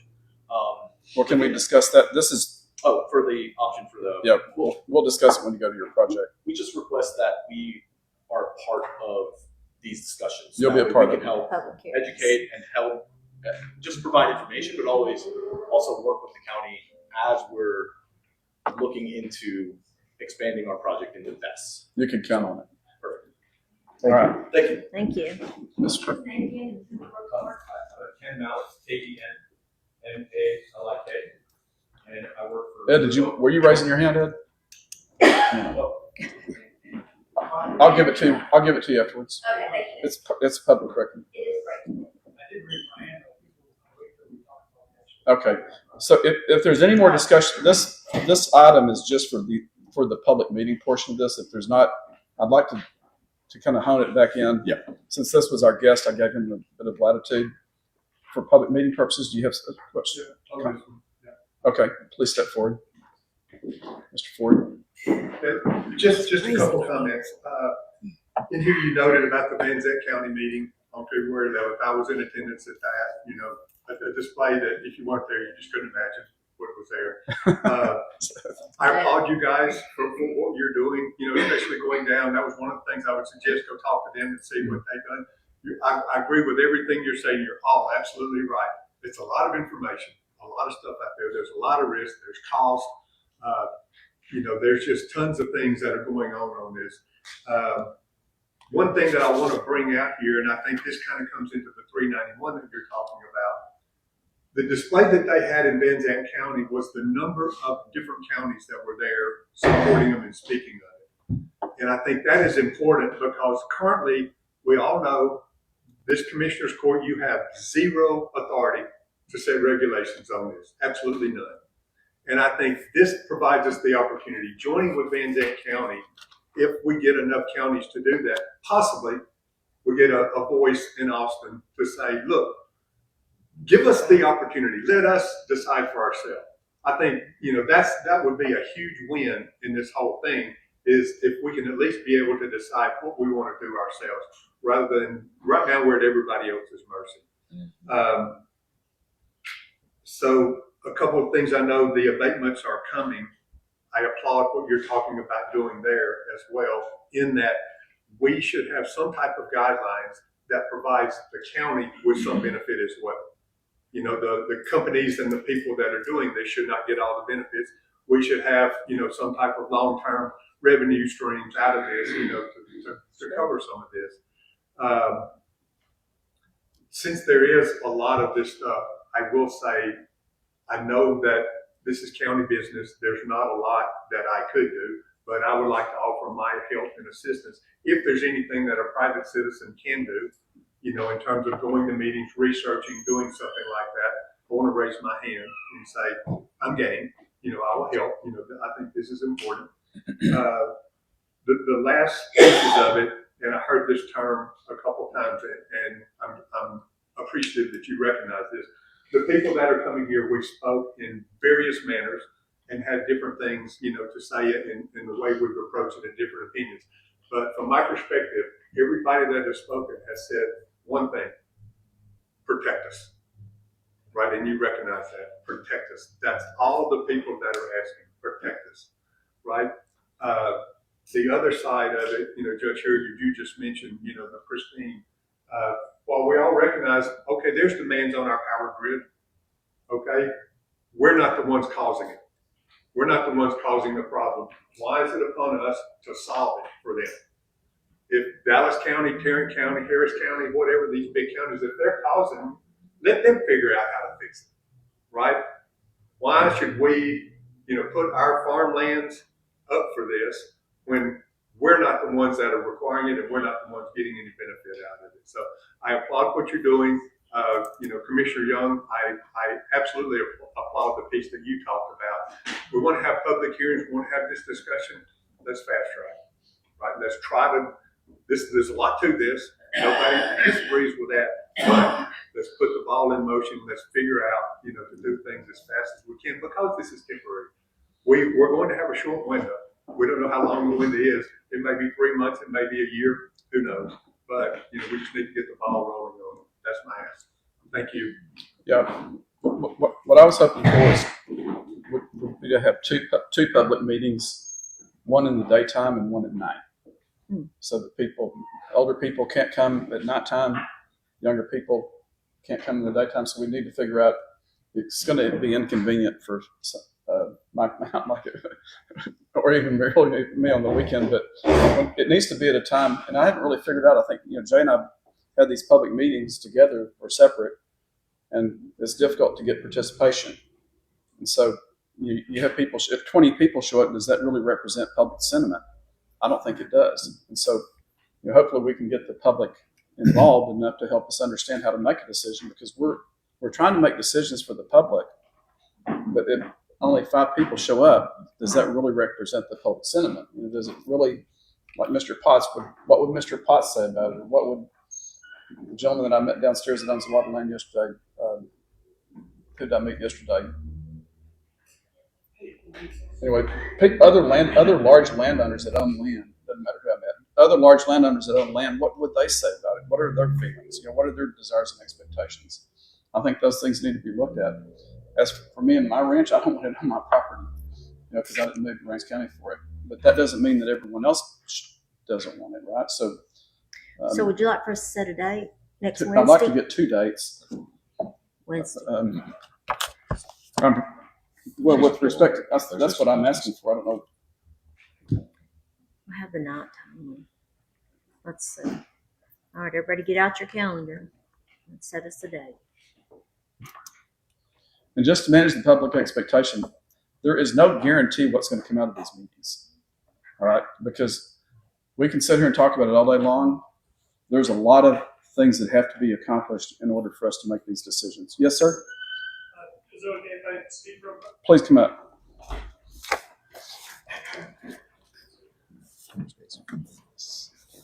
Okay, next Thursday at 2 o'clock. 10. Are you Mr. Neil Turkaz with Grupo Cobra. Turkaz? Okay, Yes. yeah. I was going to. Associated with Cat Okay, what's your position there? environmental specialist. All right. Yeah. First of all, I want to say I 100% agree. I think there should be a public hearing. Citizens in the county and that, we live in Houston, travel all over Texas, all over the U.S., but the citizens here, you're going to have to live with what we're building in your county. And we want you to be comfortable with it and give you peace of mind. My job with Cobra, it stems all the way from the birth of a project where we identify landowners, go out, outreach, meet with not just the landowners, but the county officials.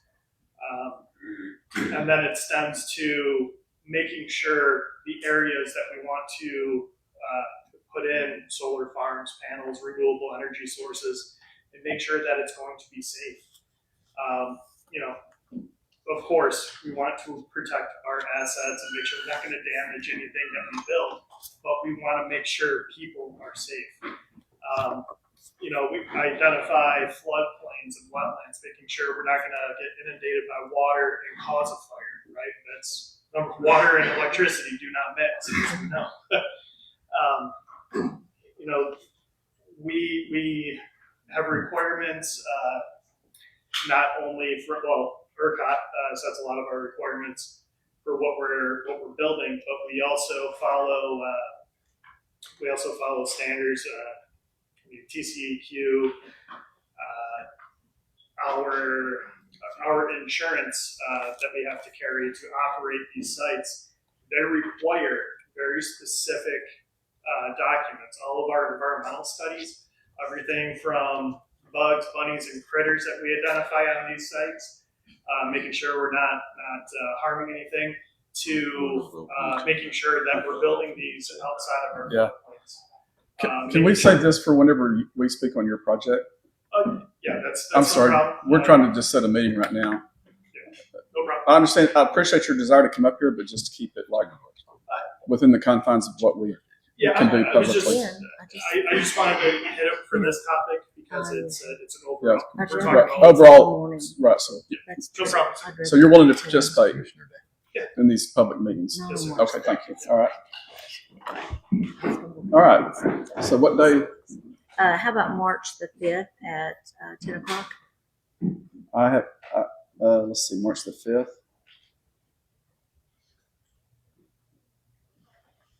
I think, do I have court that day? I think I have a A hearing. Thursday? Yeah, I think I have a hearing. We can look. Thursday, that's Thursday. I didn't think you had court on Thursdays, do you? I called a hearing, a pre-trial hearing. Oh, Can you ask Lloyd At when the 10? pre-trial hearing is? Okay. so if not at 10, do it at 2? That could probably work. Okay. 2 o'clock next Thursday? March 5th at 2 o'clock. Oh. You need to give the community members plenty of time to prepare for that, and a week is probably not. Okay. We can, I get think, that word well, out to the let me community. say, I like that you said that, Mandy, but this is such a hot topic right now, and I think that how long do we wait? You agree, or do you not agree? Do you think we should wait 2 weeks, No, 3 I- weeks to start talking about this? Sooner the better. Because if we have one in the morning, we're going to have 2 meetings. So right, we're gonna have 2 meetings. we'll have So if 2 we meetings. have one in the day, So what, we'll have one at if we did one on just March to the kinda, 5th, when would the next one be? um, I'm gone. I can't do the 19th, the 20th, or, I think everybody's in the know. So I think, and I can't do, I have spring judicial educational training on the 25th, 26th, and 27th. Are you trying to do it before the next commissioners court? yes. I would like the public hearings, if we're going to do it, to be before the next Right, commissioner's next one's on the court. 12th. Okay. Both of them? If possible. I mean, if You wanna we do don't that? want to delay waiting on the public hearing, then I'm not sure we want to delay it a whole lot. You know what I'm saying? If we're going to wait to have a second one in 2 weeks, then what's the point in having the first one in a week? Oh, yeah. You know,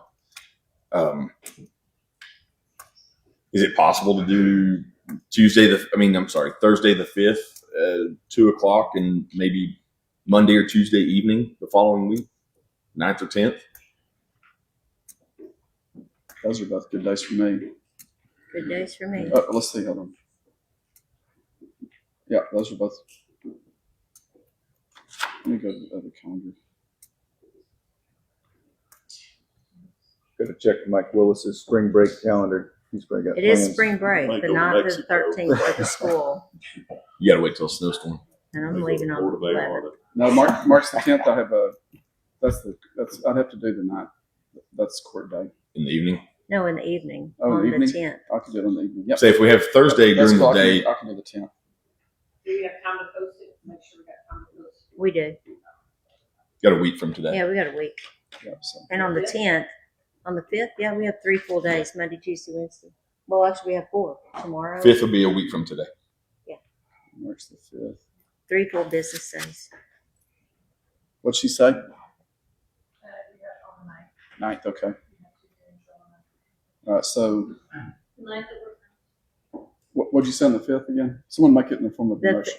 I make a motion that we set a public hearing to discuss the best projects, You mean the 391? 391, excuse me, Commission, for March the 5th at 2 o'clock, and also March the 10th at 6 o'clock on the 10th in the evening, Okay. here at the top of the courthouse. Have a motion. Is there a Just second? Second. And a second from You got a hand for it. Oh, Mr. Young. yes. So older people out in the country, everybody out of my way, everybody I talk to don't know a thing about this going on. And they're saying, well, what is this? And where's it at? And why haven't we heard? There's nothing been in the newspaper, and that's what they go by, because most of them don't mess with computers. We'll publish it in the Chuck? newspaper. So it needs to be posted in the newspaper, and it needs to be posted, so. We need you to be a cheerleader. You We're don't have to trying. go around. We're trying, we're trying. I know you We're are. trying. I know you are. We'll make sure it goes in the newspaper, and Thank we might even send something in the mail to your local area people. Yeah. Okay. Okay. All those in favor? Aye. That's unanimously passed. Do you have that all? What time on the 5th? Okay. 2 and 6.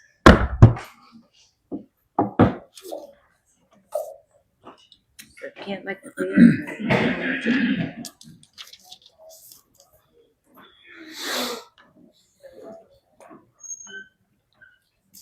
Yes, sir. Can I just ask a quick question? So that public hearings, are you talking about both solar farms, this, and the commission, Oh. just in the commission? Well, we It'll be to Commission discuss. 391. It'll be just to discuss what that 391 commission comprehensively would include. It's going to be comprehensive in nature, so it could include water. It could include everything. Oh, I see. You see what I'm saying? We did bring up, It'll be a comprehensive discussion. Is that correct? You all agree with that? Yes. Okay. And that will be worded in such a way that the public understands it whenever we publish it. Also, it's potluck. I'm kidding. Potluck dinner. The next thing on the agenda is to discuss and consider and take action on a tax abatement agreement submitted by Majeski Solar LLC, a Delaware corporation, for a battery project to determine the next steps regarding the approval or denial of the request. And I put that on the agenda, so I'll make that in the form of a motion. Second, to discuss it. To discuss it, fine. To discuss it, second. All those in favor? Aye. So that passes. Did you vote against it? No, I'm You sorry. vote for it? Okay, yes. so that passes Something unanimously. just got brought to my attention, though. We won't have time to put it in the paper if it is next, if we have our meeting next Thursday. Well, no, the paper comes out Thursday morning. Yeah, it'll be quick. Well, we can, well, we'll just have to, Mandy, you're right. you have to post public hearings. You have to post it because we'll all be there. Yeah. Well, we can post it at the courthouse, but we just wouldn't be in the Put it on the newspaper. website. You can also post it at the post office. Sometimes the city does that if it's something special. Yeah. Well, there'll be a second one. Right. website. But there will be the evening and the city will go. Yeah. Sorry. Well, do we want to go back and visit real quick? I mean, the only thing you can do is bump it to the 6th the next day. Yeah. I can do So move it to 10 o'clock on Friday, 2 o'clock. 2 o'clock. Wait, let him look at 2 this. o'clock on Friday? Yeah. 2 and 6. So, Block out 3 days. Well, the 10th, I have probate on the 10th at 2 o'clock. No, we have it. I'm talking about doing it that night. And Oh, if that you night. bump the 5th to the 6th Friday afternoon, That'll work. Okay. you make a motion to revisit. Well, Make a motion, please. we'll have to go back. Revisit. We've already opened 13. We'll have to finish 13 and go back. Okay, we'll go back to it. All right, so there's a discussion. So I do have just again in transparency, and again, we don't know. I didn't even know personally yet that there was a tax abatement on this. Right? Rumor said there was, but we haven't been able to talk about it. We haven't talked about it. So, in full disclosure, the first contact I had truly from this company, personally, since it was in my precinct, was on February 6th, I believe, and it was a phone call from the gentleman who sets us up for this company, Matrix. And so, because only two of us can do this, Commissioner Cook and I sat down and did a Teams meeting with them on February the 10th. And I have two concerns just as far as the abatement goes. When we met with them on February 10th, they said they didn't know if they were even going to request an abatement. And then and I don't know how this works, that I think our letter of engagement with Mr. Snowden is currently expired. And so I love to get as much information as possible. I just don't, are they still actively requesting an abatement? Well, so I was surprised that you had any discussions with them at all. But just because I'd been visiting with them myself, and then I have emails. I think I provided those to you, where they suggested that after they kind of heard my counter argument. Okay. With respect to what their financial ask was, that he concluded, Mr. Nicholas concluded that maybe they don't need an abatement anymore. So I think those emails are in here. I saw them somewhere. Yeah. And the reason why I put it on the agenda is if they don't need it, then they don't need it, right? So, and right now I have an email with that's been resubmitted to us from back whenever they were dealing with Judge Wallace, wanting a tax abatement, and if they don't need the abatement, I think it should be dismissed. And Commissioner Cook, am I wrong? Otherwise, there's no reason to hire a consultant. If there's no tax abatement, there's no reason to hire a consultant. And one, number two, to incentivize this battery project, I have a lot of I have a whole document here on why I don't think we should do it, but if we you have Van Zandt County, they're coming to Van Zandt County. Battery projects are going to Van Zandt County, and there's never even an ask for an abatement. The minute we start granting abatements, where are they going to go? They're going to come to Rains County. So to me, it just if the public doesn't want and then so there's that aspect of it, and then the other part of it is that when I had discussions with Nicholas about the financial security aspects of it, and kind of backstopping his proposed pilot program with either a financial instrument or some credit-worthy balance sheet like what maybe these guys have, that was off the table. So if there's not going to be something that's not going to, if they did want it, which according to him, they don't think that they may need it or want it. Mm-hmm. So if they don't want it, then we should just dismiss it. But so I feel like what Nicholas did was he went around. He didn't like the answer that he got from me, which was a trade. I was trading with him. Mm-hmm. Then the lessons learned here is that maybe we should just dismiss his application since he said he doesn't need it, which then negates the need to have a consultant in the first place. Can I say just a little bit about some of the conversation we had? And I know when we entered into an abatement agreement on the solar project, I'm not sure I'd heard so much bad talked about me prior to that. But so real quick, I just want to say abatements aren't the worst thing in the world, right? There's a lot of security for, I'm probably going to get just thrown under a bus somewhere, but there's a lot of security for the county in an abatement process, right? Without an abatement, the biggest leverage. Yeah, leverage for the county. Without an abatement, there's lots of things that we have no control over. Without an abatement, we can't work road use agreements where they have to put the road back to the where it was when they used it. We can't control access points.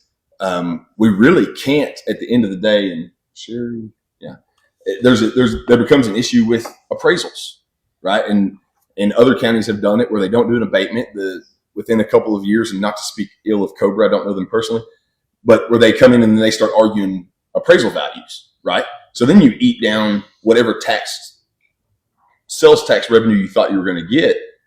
I mean, these guys have big money. They have more than we do. And so they come in, they fight you down, and then where you thought unicorns and rainbows and lots of income, they now beat the appraisal down, and they hold you in litigation for long enough that you can't fight them anymore. And so abatements, particularly with the solar one, we were able to secure lots of things and leverage for the county. But just since we're talking about Majewski, here's a couple of things I wanted to add.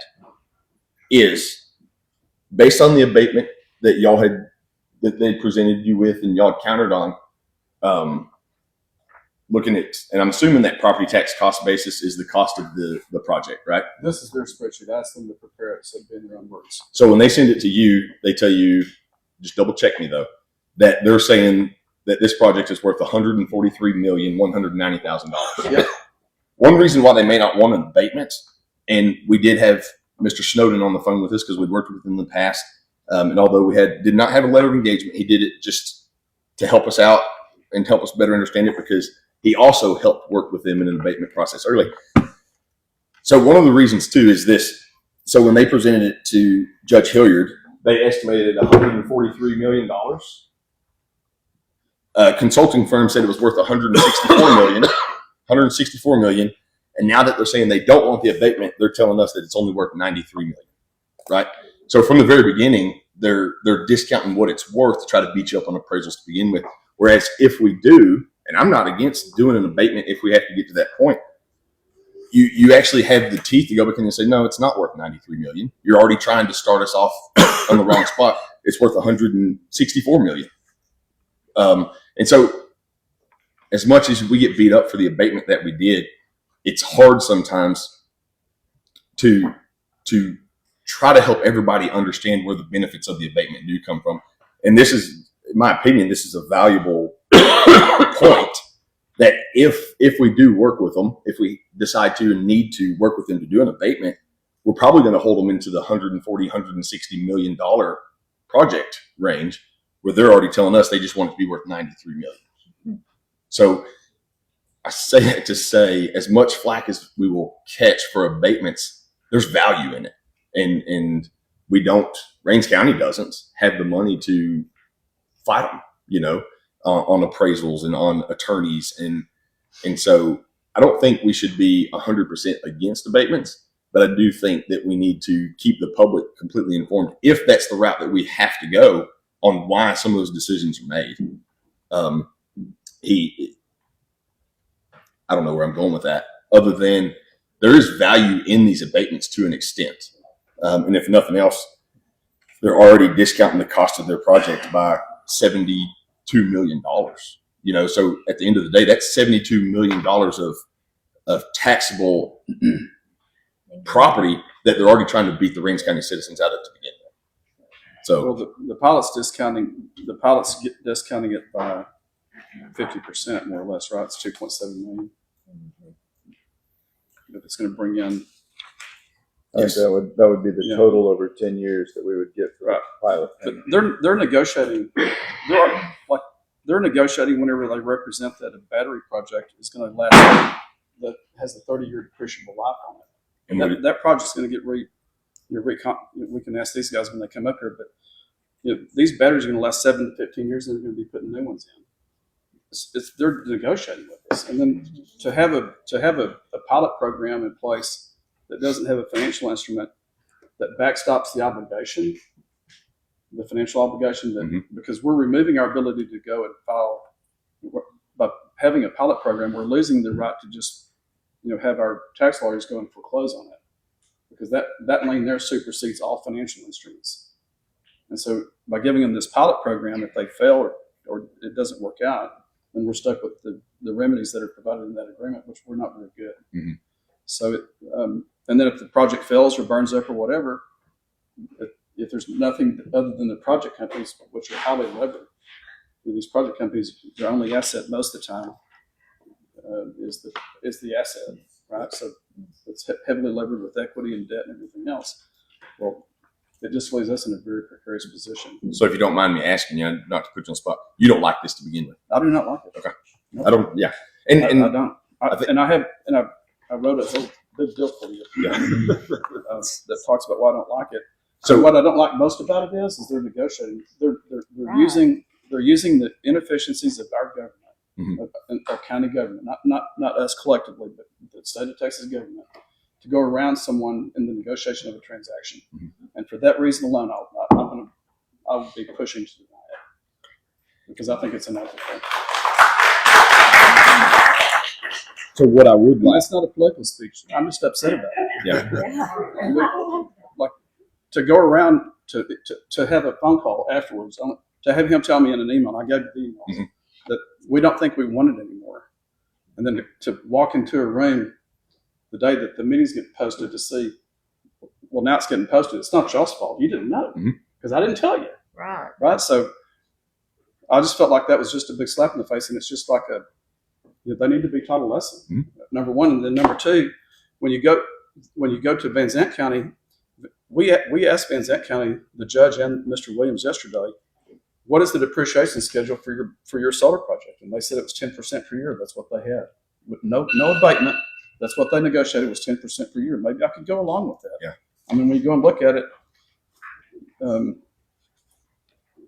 So anyway, I'm against, I don't like the abatement. I don't like the document at all. It requires us to self-place our own activities. I don't like the way that they've negotiated this by misrepresenting. I happen to know what the life is of a battery project, but for people that don't know, 30 years is unreasonable. It's a total misrepresentation, and then they tie that to the revenue stream of the project, and it really upsets me. So, Glad you're on our team. So win or lose, that's how I feel about it. So we made a motion and agreed to just discuss it. But my thoughts on this would be, I think we tossed the abatement out. I think we listen. We listen at the public hearing. Let's see the direction the citizens that show up want to go. And I don't know if I said it to Jeremy. I know when we got done, Jeremy said, "My stomach hurts, and I'm glad it's in precinct 3, not 1." But when I got the phone with him, or when we got off that call with him, I don't know if I told him, but I immediately thought, it seems like shady business to me already, right? It's just wrong. It's not. I mean, I respect the fact that 3 people from the solar company come over here, step into a room, and man up and say, "We're going to come to a public meeting." That takes a lot of. That takes some Mohican, capability there. But very respectful. But to have this happen is just insulting. I don't know how else to say it. Okay. And then the other thing I was going to say is so I would like, we need to take a bathroom break. Our abatement, our policies for our abatement have expired. That's on the agenda. I'll have to look and see if we actually have an email. I tried to fast track it in case you all wanted to go forward with the abatement, but we'd have to enact a policy, reconstitute our policies. And there's some issues there that had to be addressed, which I couldn't get it done fast enough for this public meeting today.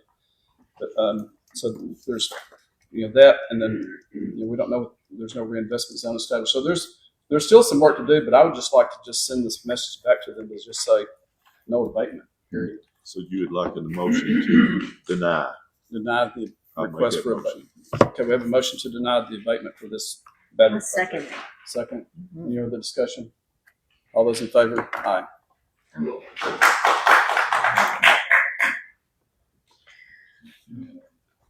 I would like a recess, please.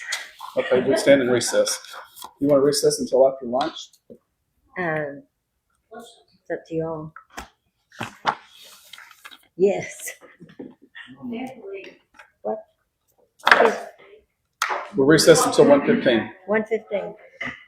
1:15. No. We stand in recess until 1:15. Okay. I'm sorry. I didn't bring any nothing. Oh, yeah. But I was going to say, I need to go get lunch, so. Oh, but March the 6th.